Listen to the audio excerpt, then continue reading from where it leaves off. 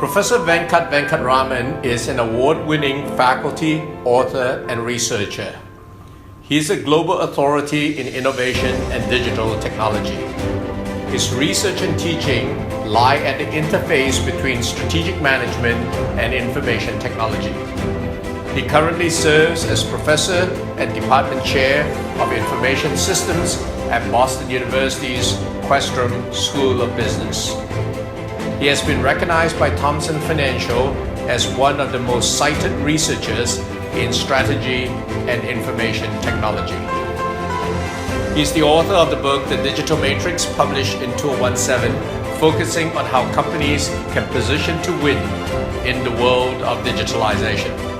This book provides one of the best roadmaps for the next era of business transformation. Ladies and gentlemen, help me welcome Professor Venkat Venkatraman.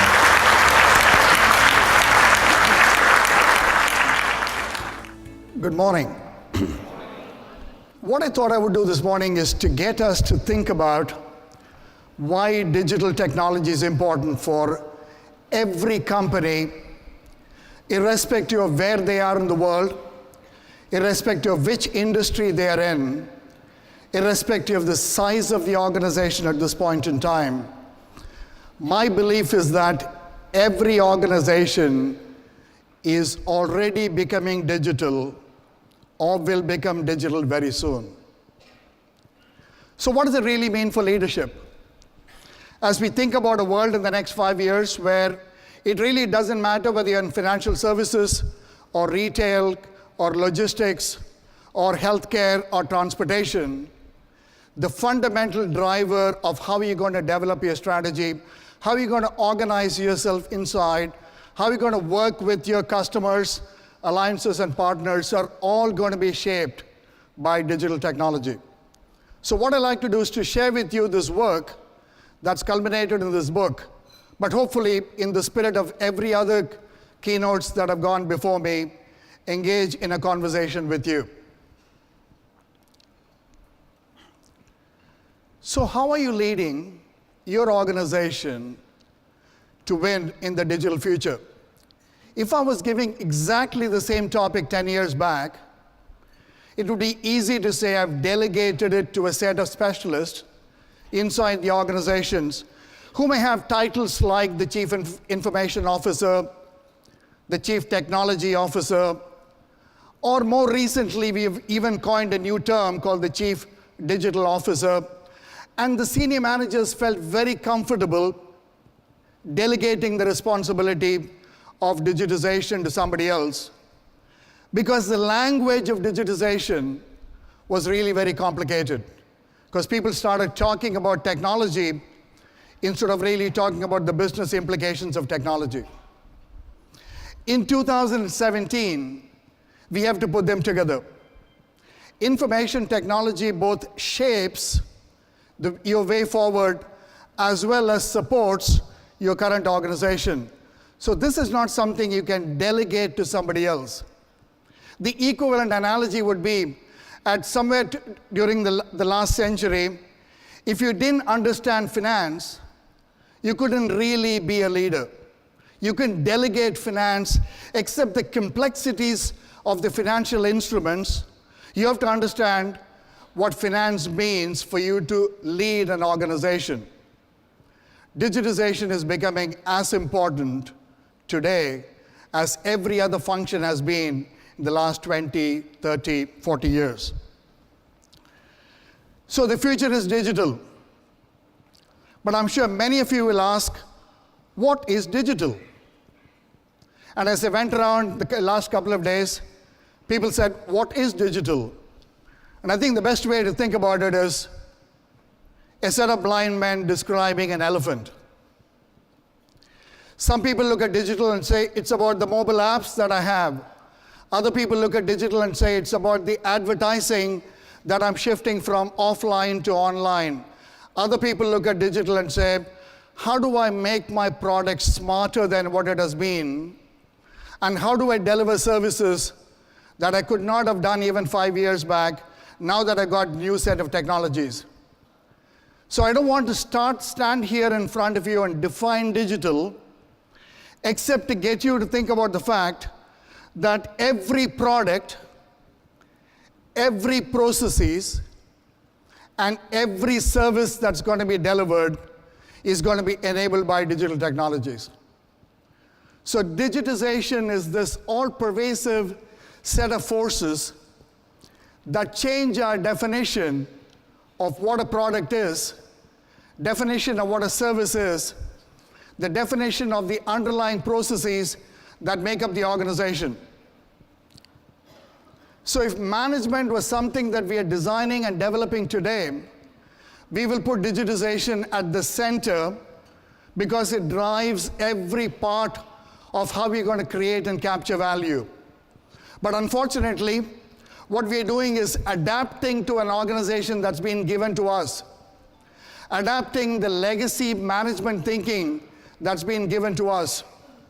So my focus this morning is to get us to think beyond the management thinking that has permeated the organization, that has historically left organizations not dealing with technology, but today it's becoming perhaps, obviously I'm extremely biased, the most important issue facing nearly every organization in every industry, pretty much everywhere in the world. So the digital business transformation is the defining leadership challenge, the defining leadership theme for this generation.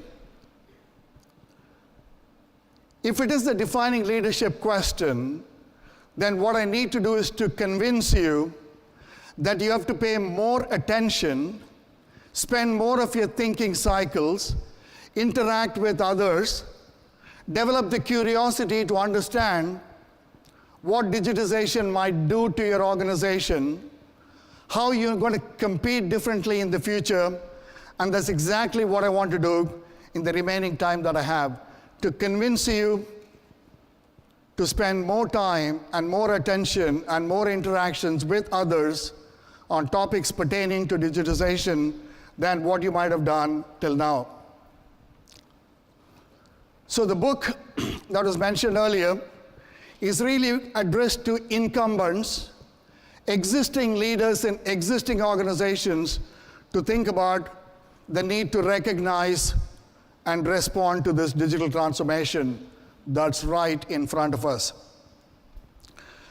So let me start out by saying, what's the leadership challenge with digitization? In my view, the single biggest challenge facing organizations is that they have to preserve the present or preserve the profitability from the core while they're creating the new, while they're looking for growth directions, while they're looking for new areas. But preserving the core is the legacy of the industrial age. Creating the new is the province of the digital age. So it's not as simple as simply extending what we have done in organizations. So what I'd like to do is to just give you a quick history on why digitization is becoming center in 2017. Let's look at 2007. January 1, 2007, these are the top 10 market capitalized companies in the world. What does that list look like? We've got 4 oil companies, 3 financial institutions, 1 conglomerate, namely GE, 1 automaker, and 1 software company. And this software company, namely Microsoft, essentially created value in 2007 on the basis of 1 franchise called Windows and an extension of that franchise for doing productivity applications in Office on desktop and laptop. January 1, 2007, there was no iPhone. There was no smartphone. I'm only talking about what happened in the last 10 years. I'm not asking you to go back and look at 2000 or go back and look at 1980. This is a recent history. Even 10 years back, the economy was run on physical resources like oil. Let's fast forward to 2017. I've essentially taken the same time period, January 1. The top 10 companies are Apple, Alphabet, Microsoft, Berkshire Hathaway, Amazon, and so on. And if you look at the list, what we have is 5 digital companies, 2 conglomerates, 1 pharma company, 1 bank, and 1 oil company. In the last 10 years, we've seen the emergence of digitization. And I'm saying it's the emergence of digitization because I have no basis to expect that 2027 is something that we can predict. I have no basis to expect that these are going to be the same 5 companies that are on the top of the market capitalization leaderboard in 2027. But I can wager a bet with someone that there would be a set of digital companies on the top 10, but they may not look like Google, they may not look like Apple, they may not look like Facebook, but they will be companies that become part and parcel of the digitization of industries. Maybe many of them will survive, many of them will thrive and grow, but we also need to recognize the possibility that there could be other companies. But if we believe that we are in the early stages of digitization, the next decade is going to be far more exciting and at the same time, far more challenging if you're not prepared to make the transformation necessary to win in the digital future. So 2017, if you look at just 2 economist covers, data is the new oil, which means artificial intelligence or machine learning or algorithm become the new electricity. Or you got companies like Amazon that are beginning to show new ways of competing and new ways of organizing. So we talked about these 5 digital giants. So in my research project, I started out by saying, why are they different today compared to the technology companies of the past? Why are they different from IBM? Why are they different from Oracle? Why are they different from SAP and Hewlett-Packard? The main difference is that these companies are extending and expanding their influence at scale and at speed to influence other industries. They are no longer just tech companies that are competing against each other. They are starting to influence other industries. So which means if they're already not influencing you, they are most likely influence your strategies, your ways of working, how you think about organizations in the next few years. So what we've seen in the last 10 years is the early part of the digitization. But I'm really here not to talk about the past, but to really get you to think about the future. We are entering the next digital age, the next digital decade.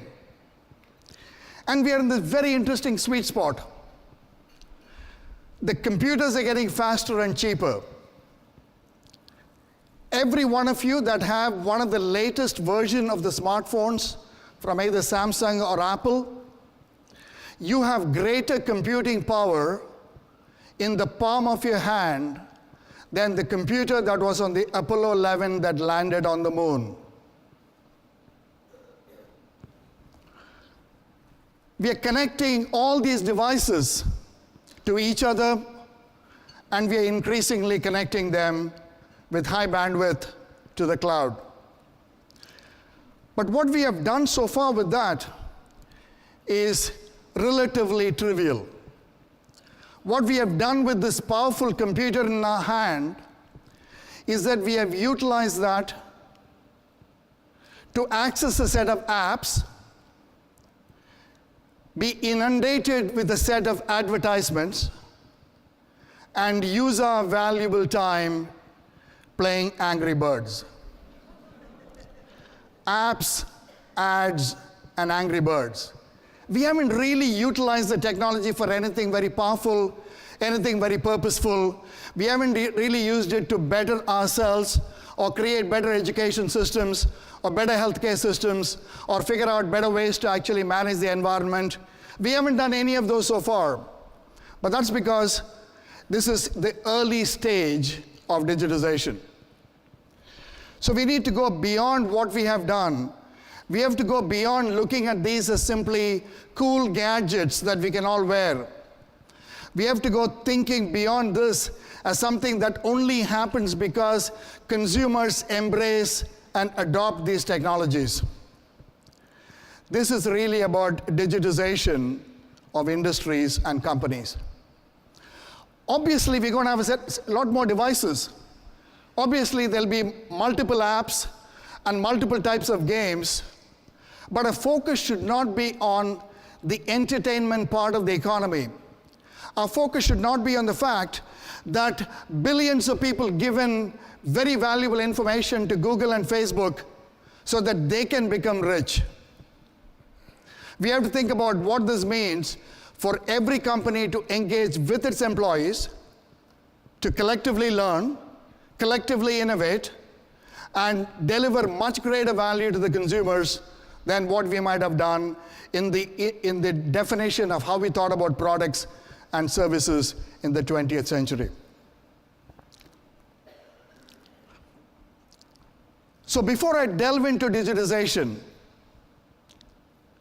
let me get us to think about why this is an inflection point leadership question. Because Rakesh said inflection point is a point of reflection. So one reflection question for you is, why do successful companies die? Not why do companies die, but why do successful companies die? Because clearly they've been successful, but we find them becoming irrelevant. So a theme that I want to come back to in my talk is companies fail because leaders overinvest in what they are good at and underinvest in what they need to be good at. Because all our resource allocation processes, all our routines, all our comfort level is easy to justify investments in what we have been historically good at. But what is the inflection point? An inflection point simply says, future is not an extrapolation of the past. Adapting that to today's context, the digital future is not an extrapolation of the industrial past. Which means our definition of what's a bank, a definition of what's a company, definition of what's a product, all that is changing. So we can't simply continue to allocate resources the way we have allocated resources. And what is it that we do as leaders? Preserve the core and create the new, which means we got to allocate the resources differently. What's an important resource that you individually control? It's your time. How do you allocate your time? Is it to refine what you're good at, or to really understand what you need to be good at? So even though I talk about companies and leaders overinvest in what they've been good at, think about what that means individually for us. We continue to overinvest what we are good at and underinvest in where we need to be good at during this inflection point. So there's an interesting study done about 18 months back where the CEOs were asked to agree with this question, or this term, this theme, statement. My company will change more in the next 5 years than it has in the last 5 years.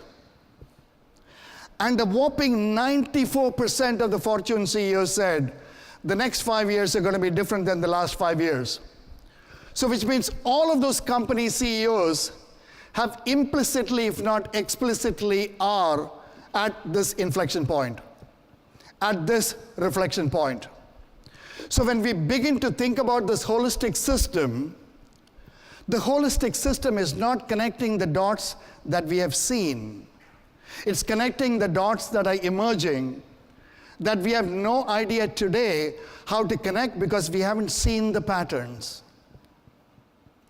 So then the follow-on question from this is, what makes you believe that the next 5 years are going to be different, and the number one reason given by the CEOs is the rapid pace of technological innovation. If I had more time, I would ask each one of you to tell me whether you believe that the next 5 years are going to be like the last 5 years, and what do you think is going to be the driver. And I'm going to bet that many of you believe that the next 5 years are going to be different. And it may not be 94%, but many of you will agree that the technological innovation fueled by faster computers, greater connectivity, and pervasive availability of cloud that we have seen in our daily lives, where we have seen digitization influence how we live, work, and play, is going to translate into how we design our organizations, how we formulate our strategies, and how we create value, and how we capture value. That's the interplay of digitization, where it's not just what it does to us as individuals, but what it does to us as professionals, what it does to us as knowledge workers, what it does to us as individuals that are collectively creating organizations where other people follow us. What will digitization do in that realm? So success factors very quickly become success traps. So as you reflect on today's session, think about the factors that has made you successful, and think about whether they would actually trap you into continue to be what you have been, rather than invest in what you need to be. And there are different types of success traps. The first one, and perhaps the most important one, is the metrics, because every organization, including every individual, runs on these metrics. They trap you to continue to do it. The second one is competency. We are good at something, and we want to continue to be good at that, so we invest. The third one is a set of ecosystems that we've been working with. And last but not least is the talent. Is the kind of people that work in your organization trapping you to not look at this discontinuous future? And I'm giving you these 4 dimensions of traps because both individually and organizationally, they prevent successful organizations from transforming, from innovating, from disrupting, which means they fall prey when other companies come into your landscape, other companies come into your industry and innovate, disrupt, and transform. I'm using that as a setup to get to why digitization is the driver of this innovation, disruption, and transformation. So how do we think about the future? How do we think about the dimensions of this innovation, disruption, and transformation that's right in front of us? And in the book, I simplified to provide a very organizing framework, a logical organizing framework involving 3 types of players across 3 phases of transformation. And effectively, you have to come up with 3 different moves in order to win in the digital future. So I'm going to give an overview of this just to whet your appetite, and hopefully we'll continue this conversation online, as well as invite you to maybe engage with the book if you find the topic interesting and compelling. So who are these 3 types of players? The first type of player is you, the industry incumbents, the ones that are successful, the ones that have been historically successful. The second type of players that many of you might have observed are these small tech entrepreneurs that come in. They've got major ambition, but the reason why they become successful as entrepreneurs is because they've got a blatant disregard for how you do business. They always believe that there's a better way to do things, but increasingly they use digital technology as a way to do things that's very different from how you do things. And the third one are the digital giants that I talked to you about earlier. The Apple, the Google, the Amazon, the Facebook, and the Microsoft. And increasingly, it could be Samsung, Baidu, Alibaba, IBM, and others. So just to illustrate the framework, if you look at digital transformation of television, we've got people with different age category in the audience. Some of you may remember the time when the only way in which you can watch a particular show is when it was shown on a particular channel. The next generation has no idea what I'm talking about because they do not know what a channel is. They do not know what time is because they can simply find any content they want because we have time shifted, device shifted, place shifted. And so the digital transformation of television is happening.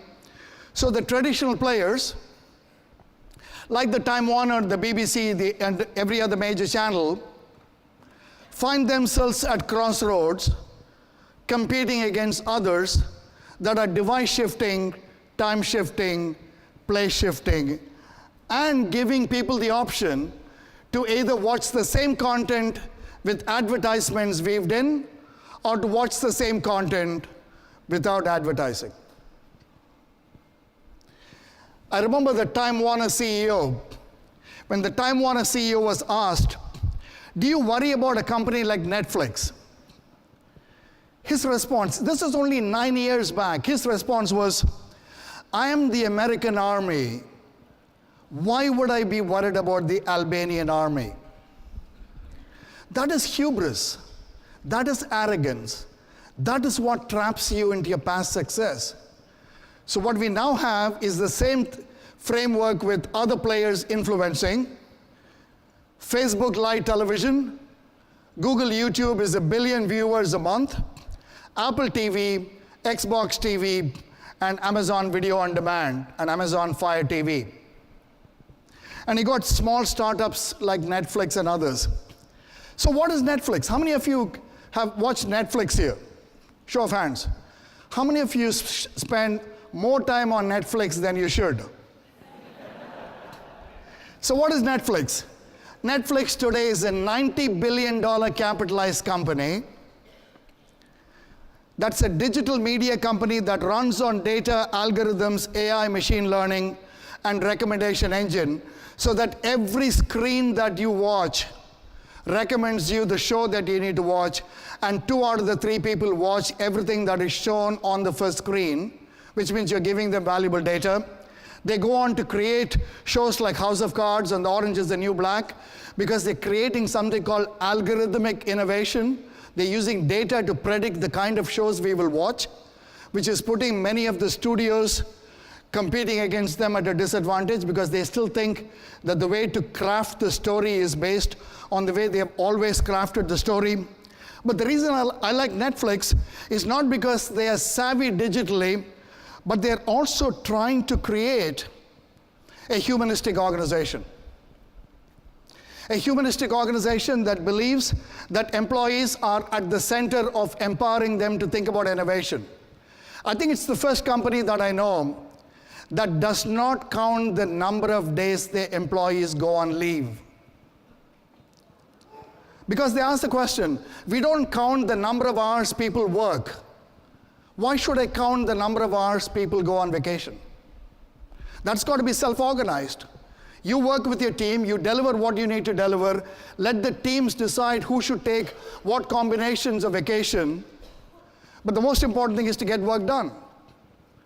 And just imagine how much of man hours are spent in your organization maintaining the human resource records of the number of days of leave.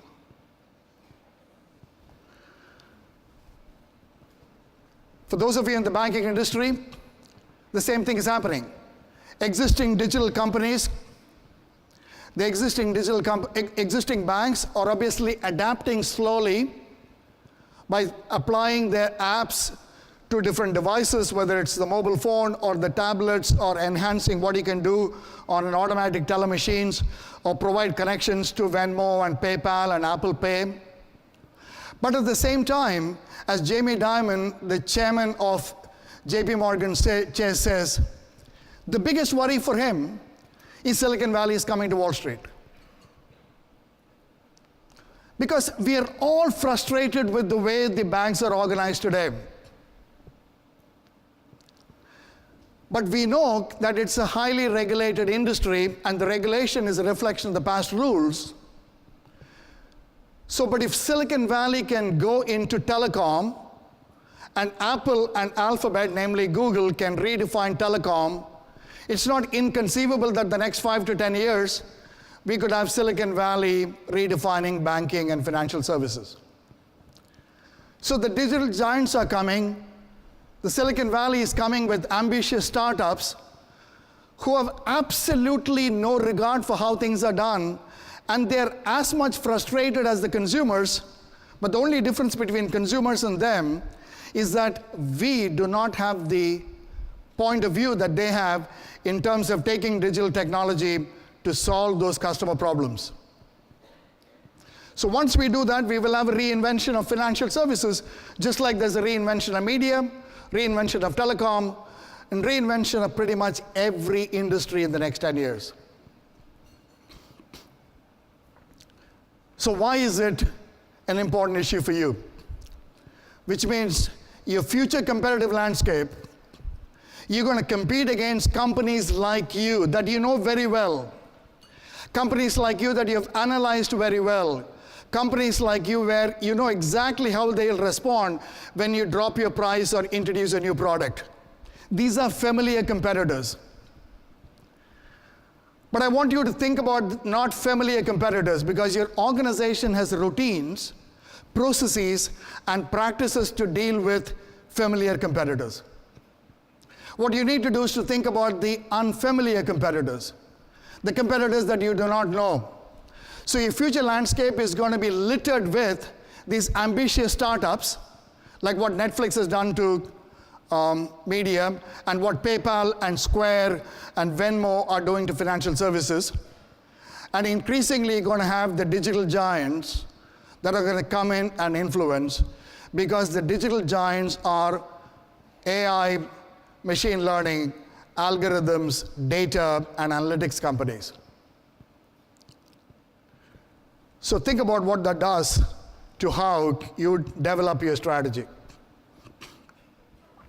So that's one side of the matrix, the three players. I want to spend a little bit more time on the three phases of transformation, because I'm confident that many of you are in these different phases of transformation. The first one is what I call as experimentation at the edge. The second one is collision at the core, where your top line and bottom line are directly affected by other companies that are using technology differently than you.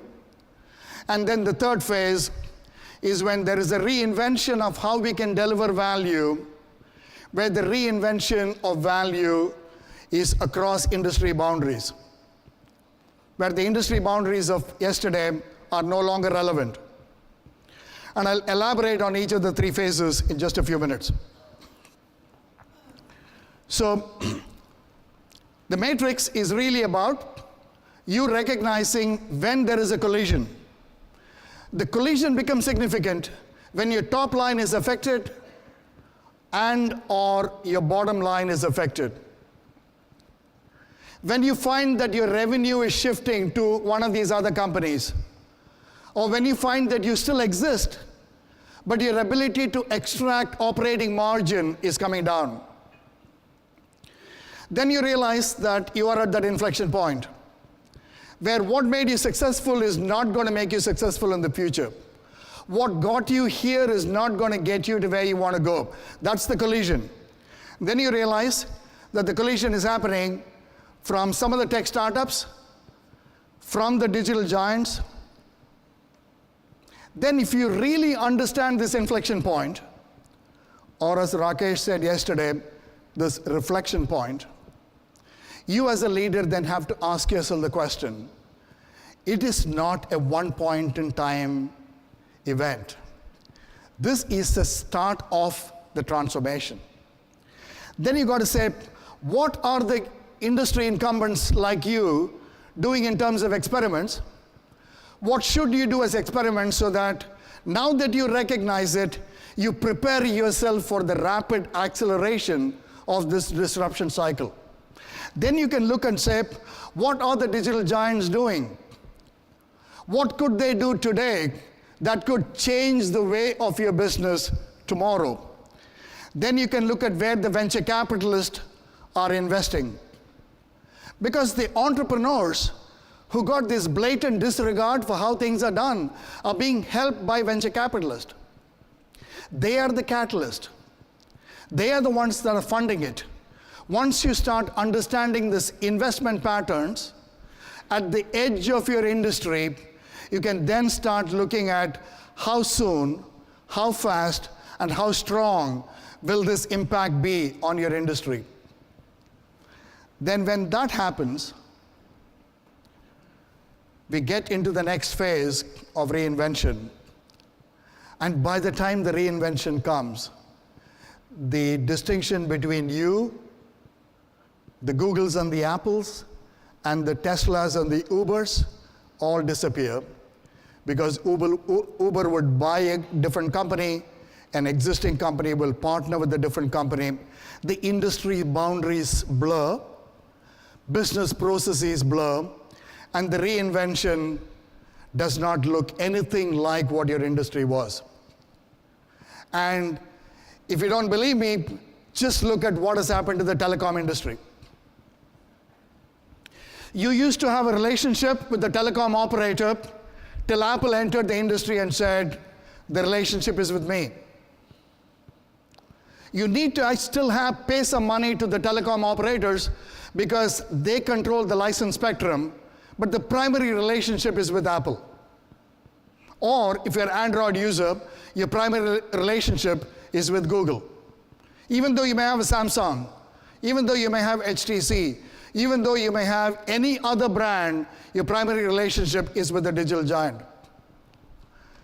This reinvention period, we might have seen more in some sectors. I'm just asking you to think as a leader, how soon will reinvention happen in your industry, and how well prepared are you to make sure that you will thrive and grow during this period of inflection and reflection. So let me go through the 3 stages to get you to think about why this becomes a leadership issue. So experimentation at the edge. And I call it the edge because it's not directly in your radar. You don't see it every day. It's happening at the periphery.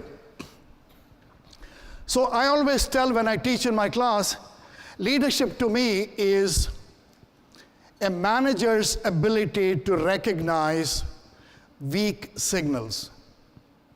Very weak signals, not strong signals, because everyone can recognize strong signals. A weak signal is something that is at the periphery, at the edge of your industry, but you can begin to see how they could change the way you're doing business. So let's take a couple of examples.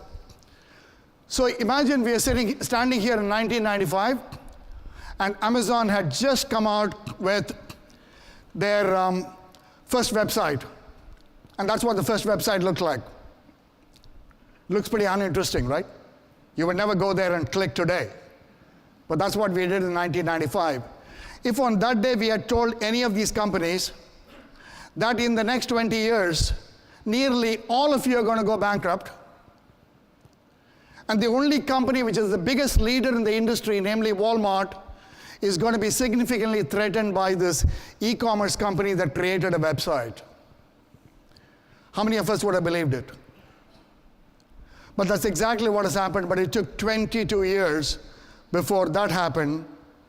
And if you compare now what has happened in the 22 years with a simple metric as a way of contrasting, Walmart, as of last evening, is worth $230 billion,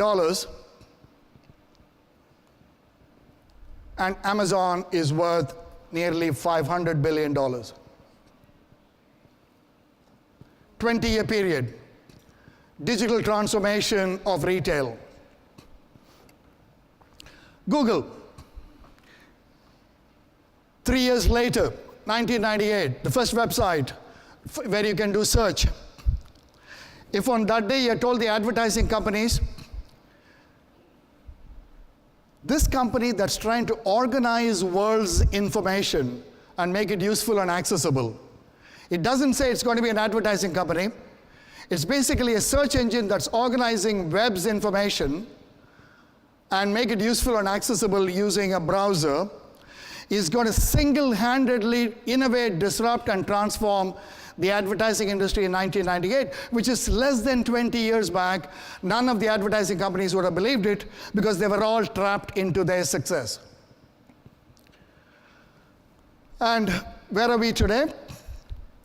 Alphabet, which is the parent company of Google, is worth $687 billion. Which means I take the capitalization of everyone in the advertising industry all put together.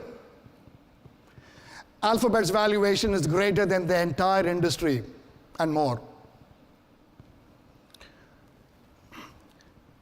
Let's do the same thought experiment with the car industry.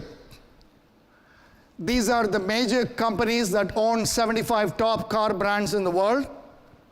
And you tell them in 2008, it's only 10 years back, you tell them in 2008 that there'll be a company called Tesla that's going to come in and that's going to redefine the way we think about transportation, but more importantly, redefine the way we think about transportation and energy.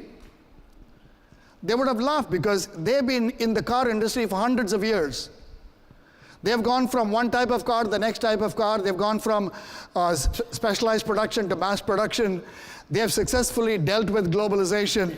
They feel very happy just before the financial crisis, right?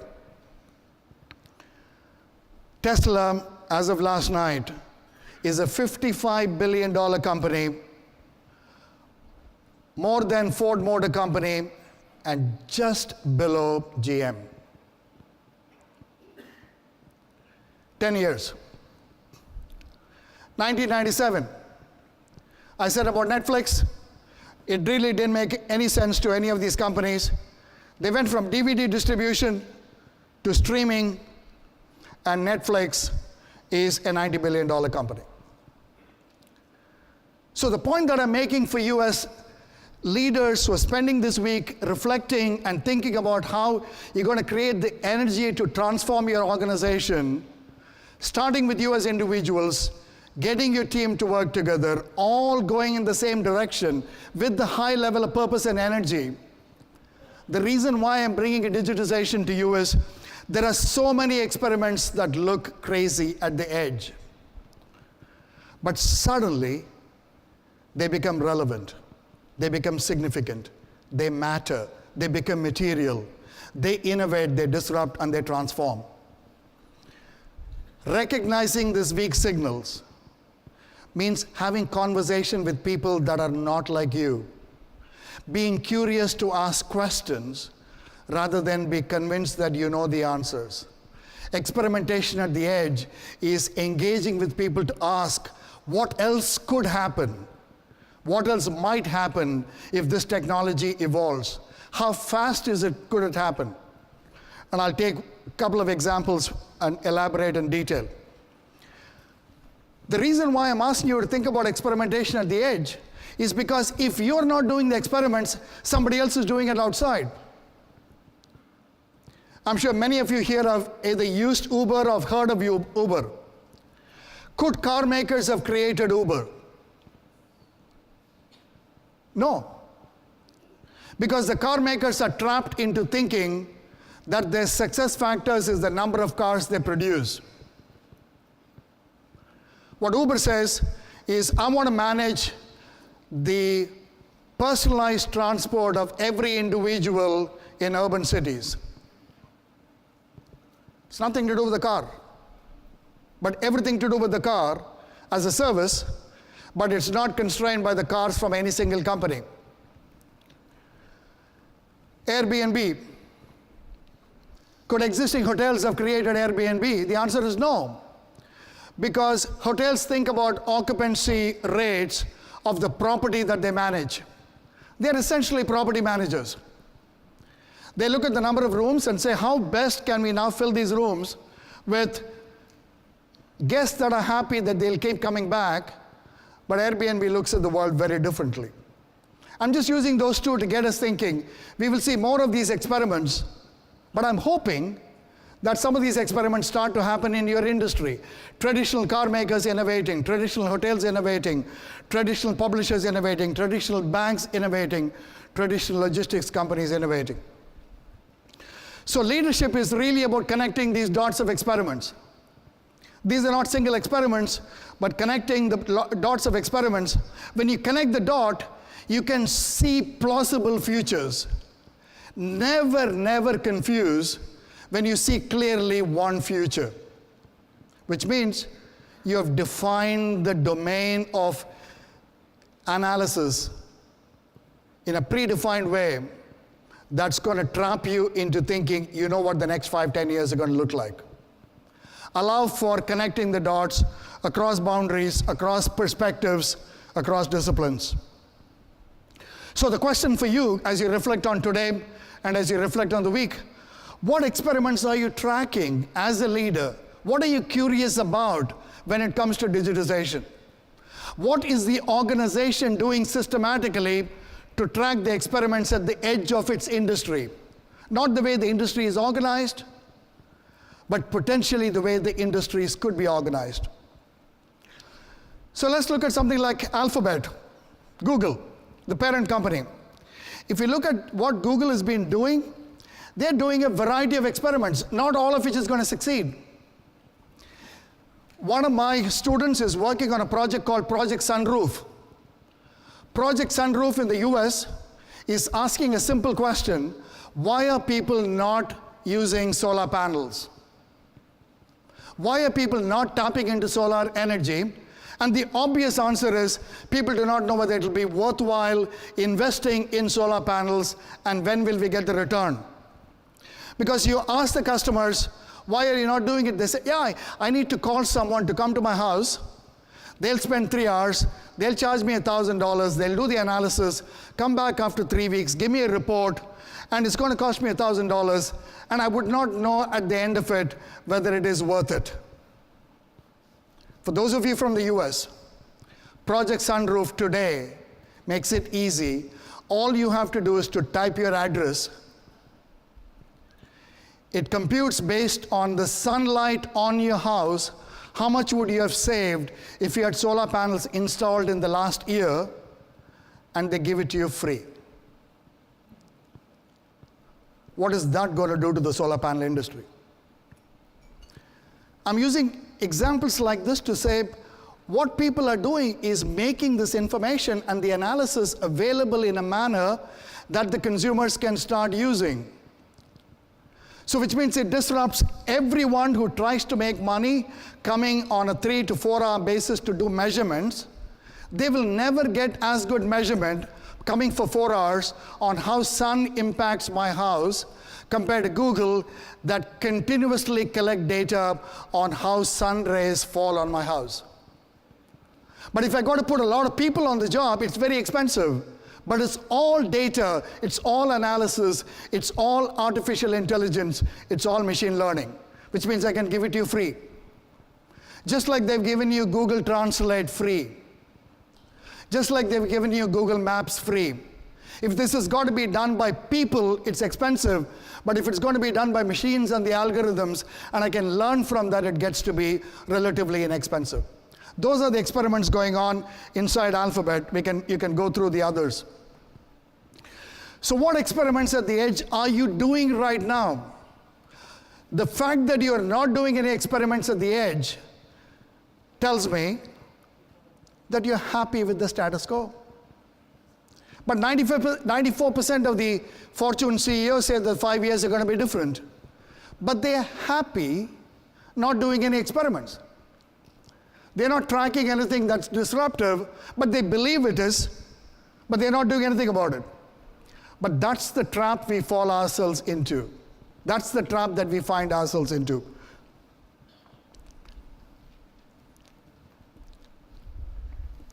Every organization I'm going to submit that every one of the organization in this room has what I call as a Steve Sasson in your organization. Now, who's Steve Sasson?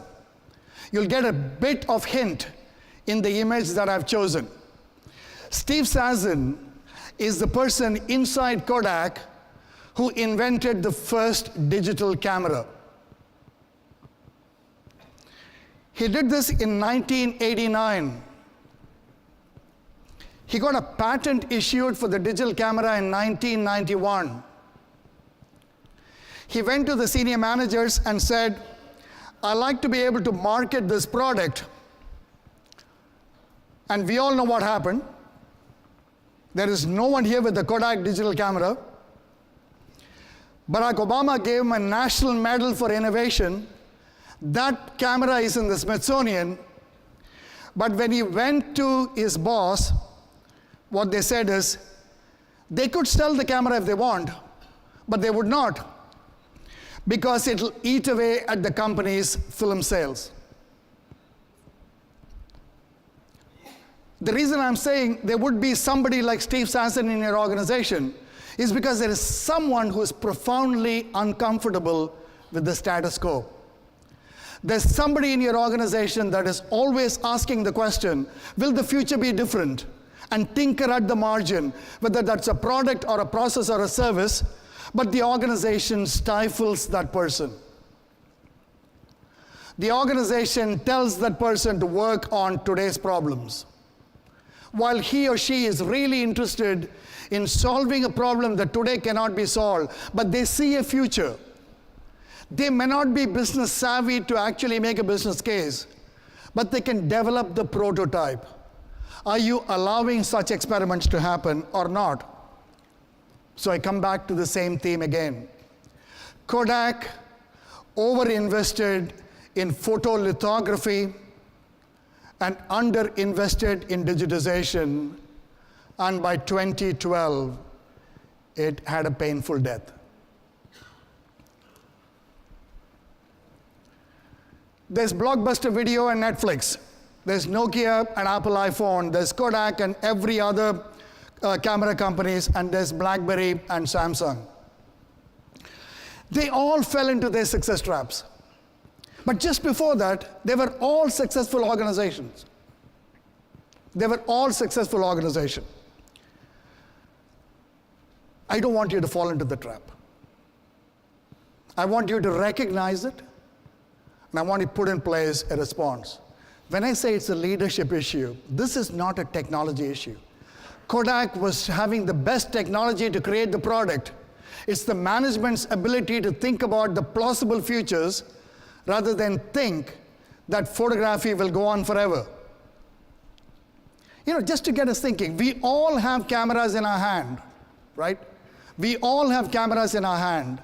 In the first year, the number of cameras sold on Apple iPhone is more than the total cameras sold by the Japanese camera companies in its history. Right? That's disruption, that's innovation, that's transformation. So what's the leadership action for the first phase? You've got to be as wide as possible in your observational lens. You've got to observe as wide as possible to see what is possible, but very soon as a leader, you've got to commit. You've got to commit to make those experiments happen. The experiments could be with other companies, experiments could be inside the company, but you have to invest in experiments. So experimentation at the edge, the leaders have to observe and commit. Now, let's go from the experimentation to look at collision.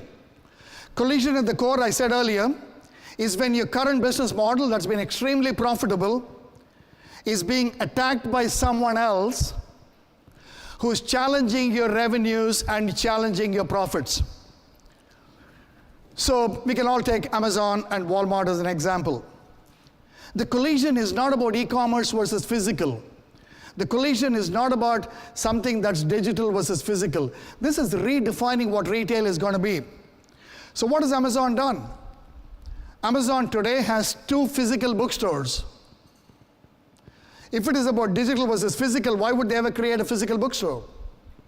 But the physical bookstore is nothing like the traditional physical bookstore because it only has books that are top rated by Amazon. It doesn't have any price. If you're a Prime member, which is a member of Amazon, you have a different price compared to somebody who just walks into the door. But they're also getting more people to think about Amazon in the physical store. What do they do afterwards? They have now, just a month back, experimented with a store that has no checkout. Absolutely no checkout. So let's take a quick look at it. 4 years ago, we started to wonder, what would shopping look like if you could walk into a store, grab what you want, and just go? What if we could weave the most advanced machine learning, computer vision, and AI into the very fabric of a store so you never have to wait in line? No lines, no checkouts, no registers. Welcome to Amazon Go. Use the Amazon Go app to enter. Then put away your phone and start shopping. It's really that simple. Take whatever you like. Anything you pick up is automatically added to your virtual cart. If you change your mind about that cupcake, just put it back. Our technology will update your virtual cart automatically. So, how does it work? We used computer vision, deep learning algorithms, and sensor fusion, much like you'd find in self-driving cars. We call it Just Walk Out technology. Once you've got everything you want, you can just go. When you leave, our Just Walk Out technology adds up your virtual cart and charges your Amazon account. Your receipt is sent straight to the app, and you can keep going. Amazon Go. No lines, no checkout. No, seriously.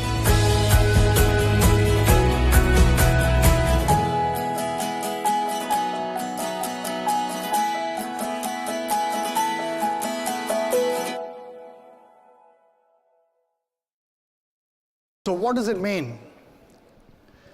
It means Amazon is going to influence retail, physical retail. They don't have to have too many stores, but they can embed the technology in company stores where the existing companies are not able to invest in this technology. But look at the powerful data that they're going to collect in return for giving the technology to existing companies.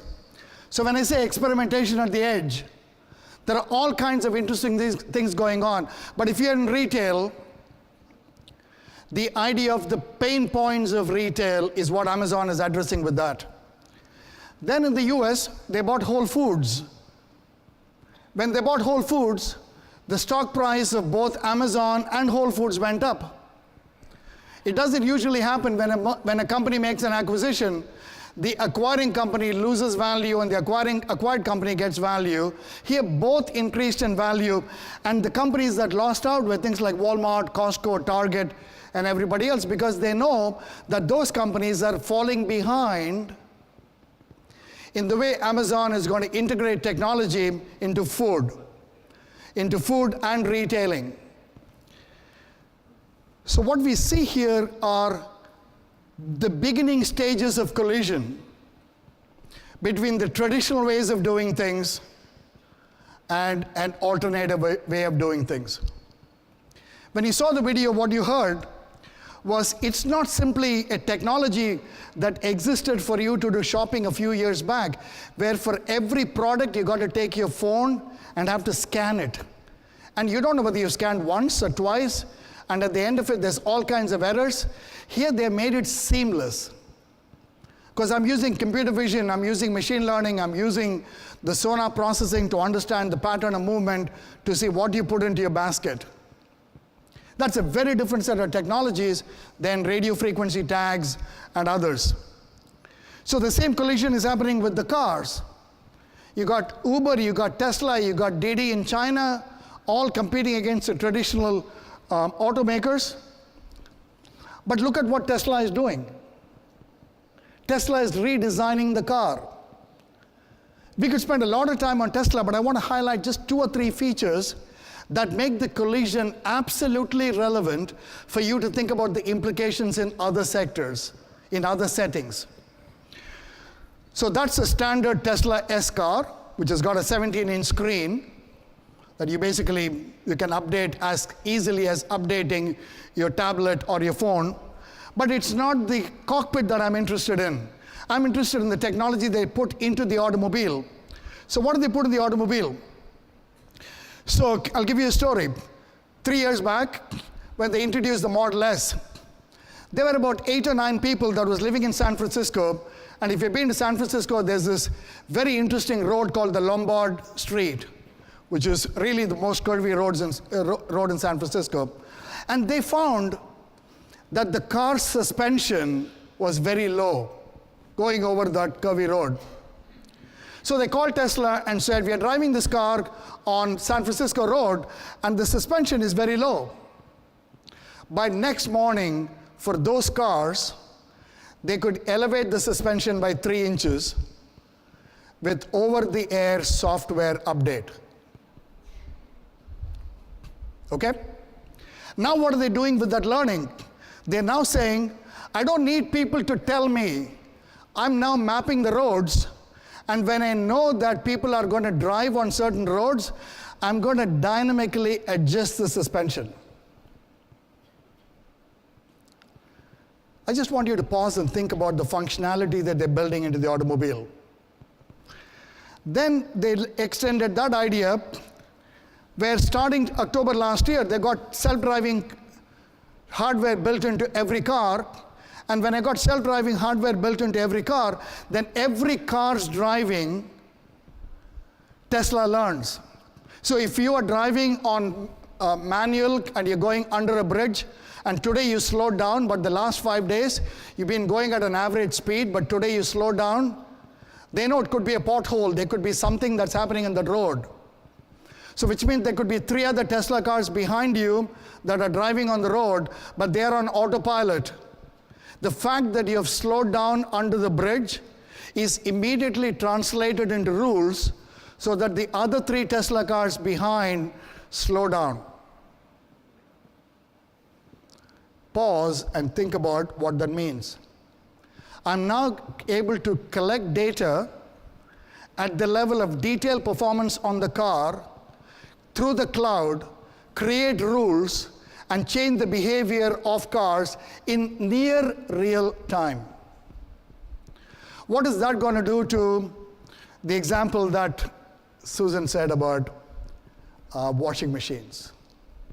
What is that going to do to garage doors? What is that going to do to refrigerators? What's that going to do to all kinds of other devices? The sensors were expensive, so we had to do it in a $90,000 car, but now Tesla has introduced a $30,000 car with the same functionality built in, because it's 3 years later. So fleet learning allows them to say, there's an onboard computer that has 40 times more computing power than the previous version, with all kinds of technology built in. Now the collision is, this is what GM, Toyota, BMW, and Daimler all have to build up. But these are companies that have lived in the industrial age. They have to adapt to the digital age. Tesla is born in the digital age. That's where it creates a collision.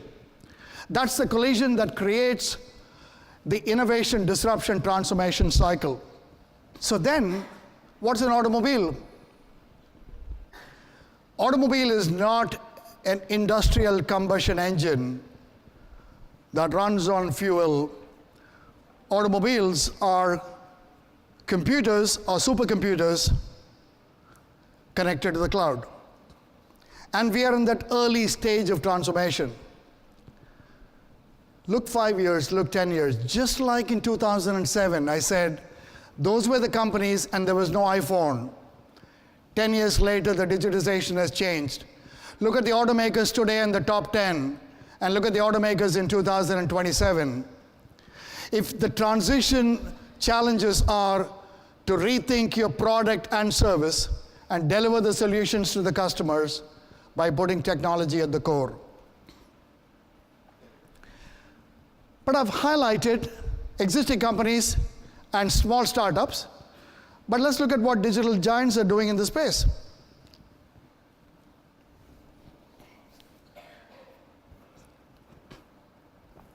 If cars are computers on wheels, what's going to be their software? And then Android comes in and says, I'll extend it from your phone to the car.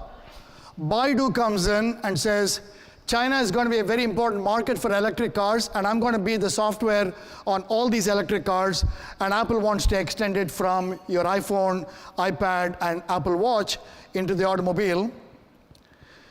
And when I showed the video, the reason I showed the video is because look at the amount of data that it is processing in near real time. And the reason that becomes important for us in the US is there's 40,000 deaths in the US every year on the roads, all due to human error, right? So we have to put AI and machine learning at the core, and clearly Apple wants to work on this because that's their main focus. Alphabet has created its own company with their own viewpoint, right? Their viewpoint is the future automobile should not have steering wheels. The future automobile should be completely connected to the cloud, because there will be about a generation that will not know how to drive the car. Do you want them to take control of the car under emergency condition? No. So I don't want to give them a steering wheel control. So we are now in this existential question of what's an automobile and who's going to define the architecture of the automobile. So existing companies are absolutely worried. So here's Daimler CEO that says Google and Apple want to provide system. Daimler would not allow itself to be demoted to the role of a dumb supplier. The CEO is already worried that if this happens, their car simply becomes a dumb automobile. Ford Motor CEO is being a little bit more explicit 2 years back. He said, when I look at their competitors from Google and others, I want to make sure that Ford does not end up like the handset manufacturers. Because the value in handset is not in the hardware, it's in the software, the services, and the connectivity. And the same thing is going to happen in the automobiles. Obviously, these companies are worried. These are today's successful companies. Ford is still a $48 billion company. Daimler is nearly a $150 billion company. We've got to ask the question, how fast, how significant, and how pervasive should be their digitization now? So you're beginning to see the ecosystem forming. Existing companies are working with digital giants. Existing companies are working with the startups. So the industry is going to morph. Apple has invested $1 billion in Didi in China. That's not just because Didi is an important company. They're investing because the future is going away from what you and I are going to use in our hand to how we're going to move. And it doesn't have to look like the cars of today. It could be very different. Uber is working with Airbus to design something called Uber Elevate, which is a vertical liftoff that will fly over the current roads in short distances. The future is right in front of us if you look at the experimentation going on. Some of them will fail, but some ideas will pick. I'm not saying we know what the answer is, but we need to be able to connect the dots, place bets, and recognize the trends. So the leadership actions for the second stage is you've got to coexist, which means you've got to have a traditional car company and an electric car company, but then you've got to morph. You've got to have a traditional bank and the redefinition of the bank before it morphs. You're going to have a traditional refrigerator manufacturer with the digital connection, and then you've got to morph. And the shift from coexisting to morph is going to be a function of a variety of technology and how fast they mature and how fast they become commercially viable, not technological viability. So let me come to the third phase of the reinvention. Out of this collision is a reinvention of the industry. This is where the new rules are going to be defined. If existing players do not step up to understand the reinvention, they're going to be rule followers and not rule makers. So again, as a leader, you got to ask the question, you've so far been very comfortable being a leader because you made the rules. Are you prepared to be in a future where somebody else is going to make the rules? Obviously not, because otherwise success is not guaranteed.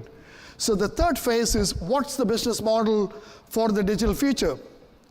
So here, those of you who went to business school can relate to this question.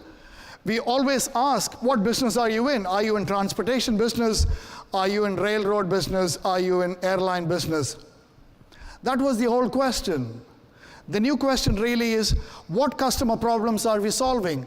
Uber is solving a customer problem of understanding where I want to go at every point in time and providing me the best alternative.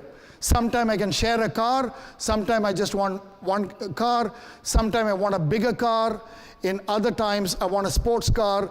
They can provide all these solutions to the needs at that point in time and to do this at scale. You should be able to prepare to solve the problem by putting digital technology at the core. There have been so many app companies before, but there's only one Uber till Lyft and others came on, because they saw themselves as solving a problem by putting digital technology at the core compared to the other app companies. So in every one of the problems that we are solving, we've got to say, but we couldn't solve that problem in 5 years back because the technology was not mature. But now we can solve the problem. And if we can solve the problem at scale, we're going to get this outsized profits. That's what made these companies successful. The advertising companies couldn't create Google. Existing telecom companies couldn't create iPhone. Walmart couldn't create Amazon. All of them put digital technology at the core. And interestingly, none of those entrepreneurs have gone to business schools. And they're all computer scientists. So GM is rethinking its business model from simply selling cars to beyond cars. Now I introduce Tesla. And I want you to think about what Tesla's mission is. If we now go and study Tesla in more detail, Tesla's mission is nothing to do with cars. Tesla's mission is to accelerate the world's transition to sustainable energy. That's why I said the green all blurs. The industry is blur, the entities blur. They're not saying that they are in transportation, because they're really in solar panel related services. By 2020, we will have Tesla cars with solar panels on top, with battery backup at home. So it's really about transition to a sustainable energy, of which today transportation is a big bottleneck. So let's solve it, then we go to home, then we can go and solve other problems. So we need to really think where your competitors are going to come from. GM will never be able to solve the energy problem. But GM competes against a company that takes on the energy problem, solve it at scale with digitization, and that happens to then get into the car industry. Big shift, big reframing. A pharmaceutical company, I was absolutely thrilled because I came in on Tuesday morning and I could only attend Sir Andrew's talk. I couldn't be here earlier that day. And I was listening to him, absolutely mesmerized by what he said. He said the future of pharmaceutical company is in digital health. The future of pharmaceutical company is not in selling more and more pills, but to really understand each one of us as individuals, provide personalized medicine, not for curing after the fact, but for living a healthy life. Let's see what happens when you go to the doctor today. I'm sure most of you can relate to what I'm going to explain. When I go to the doctor asks me, Have you been exercising regularly? What do you think the answer? Yes. What is your level of alcohol consumption? Low, moderate, high. What do you think my answer is? How well are you sleeping on any given day? Okay. Right? But if I have Fitbit, and I've got other set of devices that track the way I'm living my life with digitization, the doctor doesn't have to ask me that question. I can provide that information. Or as we sign up for it, that information is already there before I go meet the doctor. So we need to think about the role of the healthcare industry as not curing diseases after it's been identified, but to really have a healthier lifestyle. And that's really what GSK is trying to do. And so when the CEO of Novartis says, I need to think beyond the pill, he's echoing exactly what the GSK ex-chairman said. Digital health, digital retail, digital transportation, digital finance, digital media, digital entertainment, digital agriculture, all of these industries are going to be transformed. So when you think about beyond the pill, they have to do things. If they don't do, you're going to have the Googles of the world, you're going to have the Apples of the world getting into healthcare industry, right? And when they get in, they're going to make the existing pharmaceutical companies a commodity, just like the chairman of Daimler and the chairman of Ford have been worried about on the car industry. So in the third phase, the question for you to think about is, what business and customer problems could you solve today with digital technologies that you couldn't solve 5 years back? What customer and business problems could you solve tomorrow that you couldn't solve today by taking a look at the experiments that are happening at the edge that are going to evolve and mature and be available for you in the near future? So for the third phase, the leadership action is not thinking about your products, not thinking about your services, but to look outside. What is the customer problem you want to solve? And the leadership challenge is problem framing and problem solving, and is exactly what Einstein said, right? If he had an hour to solve, I'll spend 55 minutes thinking about the problem and framing it, and 5 minutes to solve. We all, as managers and as professionals, are all taught to very quickly jump to problem solving and not problem framing. Spend more time thinking about the problem that you want to frame, that you want to solve, rather than the method by which you want to solve. That becomes an important issue for leadership. So the three phases that I've highlighted through different examples and different logic is experimentation at the edge, which is innovation, collision at the core, which is disruption of status quo, and reinvention at the root, which is transformation. And I come back to the same theme. In order to be orderly making the transformation, you have to stop over-investing in your yesterday's core competence and start investing in where you're going to be in the future. So let me bring my talk to a close by saying every industry is on a fast track to digital innovation, digital reinvention. And the real question is, how will you guide your organization to the digital future? Will your company be relevant? Will you be relevant as a leader during this period of transition? So the three winning moves, just to end, as you reflect on the digital transformation. The first one is, during this period of reinvention, you've got to work with digital companies, you've got to work with the startups, you've got to work with companies that are not in your industry, which means every company is operating in a portfolio of ecosystems. You're orchestrating and participating in digital health and wellness, finance and something else, insurance and something else, not traditionally the way you thought about it. Your relevance, your reasons to exist is going to be defined by who gives you the right to orchestrate those solutions. If you're not the rule maker in some part of your ecosystem, others are going to simply guide their rules, and you're going to get commoditized. Think about the fastest route to you becoming irrelevant, and how are you guarding to make sure that you do not become irrelevant. The second one is that you've got to think about collaboration and work with others. You cannot co-create everything by yourself. You cannot create all the value inside. You have to work with others. Sir Martin Sorrell, who runs the WPP, the largest advertising company, I sent my book to him at the end of it because I really like the way he thinks about competitor space.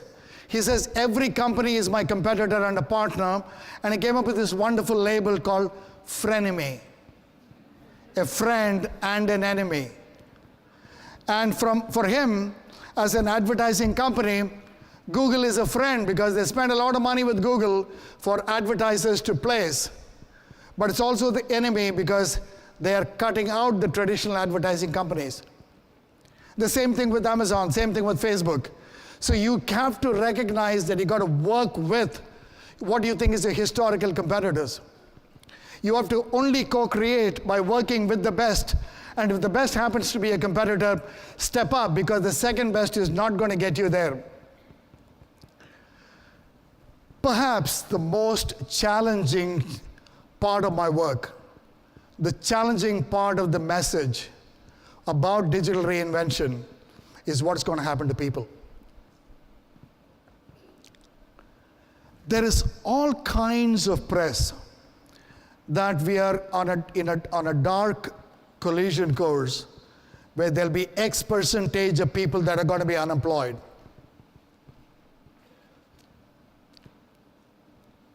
We do not know what that is going to be. But what we know is this fact, is we are using technology today to solve problems that we thought we couldn't solve even 10, 15 years back. In 1997, when IBM's computer defeated Garry Kasparov was absolutely devastated. Here's the world champion losing to a computer. But what he did after that is very, very enlightening. He then ran a series of experiments in which he put smart chess players with computers play against smart chess players without computers. He also put smart chess players with computers play against only the best computer. In all the cases, people plus machine defeated people, people plus machine defeated the machine. The second one that happened is this game called Jeopardy. Computer scientists and management theorists have all said, computers are very good for you to find answers, but computers are very bad at framing problems. And one of the ways in which we frame problems is the Jeopardy game, where the answer is put and you got to come up with a question. It's not easy, right? Computers are not very good at coming up with a question. So again, the IBM's computer defeated the best Jeopardy champion. And for those of you who've been following Jeopardy, this computer was not connected to the internet. Right? Because human beings were not connected to the internet. Human beings were playing against a computer not connected to the internet, and the computer defeated, out of which came the idea of IBM Watson, which today is helping our doctors. And some people believe that by 2021, IBM Watson can get a medical degree in the US. If IBM Watson can master the knowledge required for a medical degree in the next 3 or 4 years, what set of jobs are now safe? It's not an easy answer, and it's not, I don't want to be flippant, but we have to spend time thinking about it. Then what happened last year? People believed that the best Go champion will never be able to be defeated by a computer till the year 2020. Mark Zuckerberg at Facebook even came out and said Facebook's computer will be the first one to defeat the Go champion in 2017. But in 2016, Google's AlphaGo defeated the existing champion, and 3 months back it defeated the Chinese champion. We are on a fast track where skills that are easy for humans are hard for computers. And we always thought there are lots of skills that we are very good at that computers cannot do. And by computers, I don't want you to think only robots. This could be algorithm, this could be machine learning, this could be entities that come up with recommendations, whether that's in Wall Street or in healthcare companies. Skills that are easy for humans are hard for computers and vice versa. But where is that continuum shifting? Where is that balance shifting? We have to pay attention to that as leaders. So my recommendation to you as you think about it is, think about zones of activities that you do inside your company that should absolutely be automated. Because there's no point in humans doing it because we are inefficient and prone to errors. Then there's a set of activities where it should be humans plus computers, just like chess. Get the best chess master, give a person the machine to defeat. We have to augment what we do with computers, with reasoning and with data and analytics, where the recommendation is made by the machine, but the ultimate decision is made by humans. That's augmentation. Then you got to say, what can we create in the future, which is by taking the best of humans and the best of computers to solve problems that today cannot be solved. By putting computers to solve problems with the best human, we are amplifying the value of tapping into the energy and the power of humans, who are still, I think, the most creative of entities, but constantly being supported by these very powerful machines. Amplification. So what is it you need to do as leaders? What kind of talent can you attract? My suggestion to all the companies that I work with is, attract the best. And you tell them, why am I attracting you is, I'm going to give you the best machines to make this job obsolete before anybody else does. I'm not inviting you to come and join my organization because I'm going to give you lifetime employment, because I can't guarantee that. Nor am I going to guarantee you to come into my organization so that your job is protected, so that you don't develop the skills that is marketable for you. I'm inviting you to join the organization because I'm going to give you the tools to automate, so that I'm releasing your energy to focus on innovating and creating something that today doesn't exist. That's the human resource challenge. Designing organization, designing activities, attracting the talent that recognizes that we are at the intersection of smart humans and powerful computers. Biology and computers racing to create something that today seems like science fiction. Today seems like fantasy, but very soon could become reality. So our digital future is already here. We see it in pockets. We see it in GlaxoSmithKline Beach, and we see it in GE. We see it in Tesla. We see it in Google. But very soon they'll become mainstream. Today, all I've done is to connect the dots, but I haven't painted the picture. I'm only giving you the logic of connecting the dots of actions and activities taken by different players to innovate by putting digital technology to solve problems that even 3 to 5 years back could not be solved. But ultimately, your leadership challenge is to connect the dots that you see. Interact with people inside and outside as sounding boards, as what Richard would say. Sounding boards to enlarge and expand what the dots could be. Make sense out of it. Commit, recognize, and respond. So the future is here. It's not tomorrow. I don't think we have the luxury of postponing this. Digitization is here. Innovation, disruption, transformation is here. I want to end by asking you to look at your own digital team. What I want in every organization is a composition of 4 types of people. I want the dreamer. I want the dreamer who believes what is possible. But I want the dreamer to be supported by the designers who will take the dream and run experiments. Can we create a retail store without cashier? Can I create a drone delivery? Can I drive a Tesla car at $10,000 rather than $30,000? Can I create autonomous vehicle that is vertical liftoff? Those are the dreamers whose ideas are then designed into prototypes, designed into commercial business models, and people evaluate. But I also want inside the team doubters. And I'm using the word doubters in the most positive sense.